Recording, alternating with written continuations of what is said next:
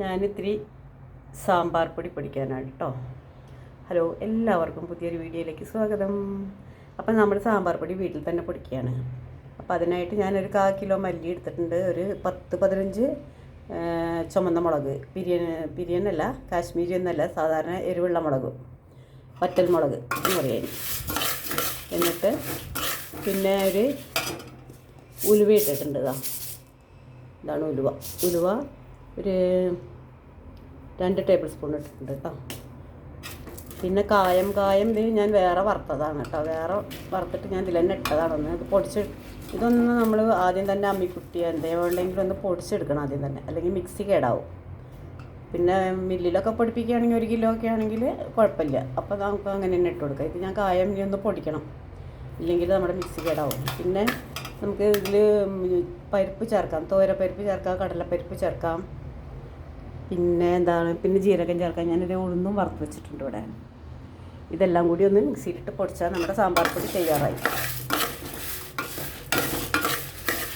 ഇതിൻ്റെ മൂപ്പെന്ന് പറഞ്ഞിട്ടുണ്ടെങ്കിൽ നമ്മൾ ഇത് കളറ് കണ്ടില്ല, ഇതാ ഒന്ന് കടിക്കുമ്പോൾ ഇതിപ്പോൾ ആയിട്ടുണ്ട്. കടിക്കുമ്പോൾ കൃന്ന് ഒരു ശബ്ദം വരുമല്ലോ, അങ്ങനെയാണെങ്കിൽ ഇതായിട്ടുണ്ട് എന്നർത്ഥം. അല്ലാണ്ട് കരിഞ്ഞ് പോകരുത് കേട്ടോ. ലോ ഫ്ലെയിമിലിട്ടിട്ട് വേണം വറുക്കാൻ, അല്ലെങ്കിൽ മീഡിയം ഫ്ലെയിമിൽ.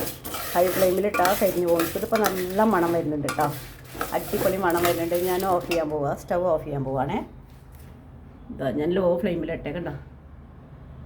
ഇതിനി ഓഫ് ചെയ്യാൻ പോവുകയാണേ. ഓഫ് ചെയ്തു. ഇത് തണുത്ത് കഴിഞ്ഞാൽ നമുക്ക് പൊടിച്ചെടുത്താൽ സാമ്പാർ പൊടിയായി. അപ്പോൾ നമ്മളിതാ സാമ്പാർ പൊടി പൊടിച്ചുകൊണ്ടിരിക്കുക കേട്ടോ. അതാ പൊടിച്ചിട്ട് നമ്മളൊന്ന് അരിച്ചെടുക്കും, കാരണം അല്ലെങ്കിൽ ഉഴുന്നുപരിപ്പിൻ്റെയും മല്ലിയുടെയൊക്കെ ആ ഒരു ഇതുണ്ടാവും, കടിക്കും ചിലപ്പോൾ. അങ്ങനെ ഞാനിത് അരിച്ചതാ റെഡിയാക്കി വെച്ചിട്ടുണ്ട്.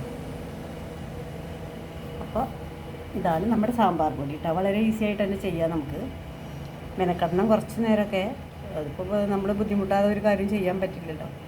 എനിക്ക് സ്റ്റാർട്ടിങ് ട്രബിളാണ് ഏറ്റവും കൂടുതലുള്ളത്. അതൊന്ന് ശരിയായി കഴിഞ്ഞാൽ പിന്നെ ഞാൻ എന്ത് വേണമെങ്കിലും ചെയ്യും. Okay, thanks for watching video.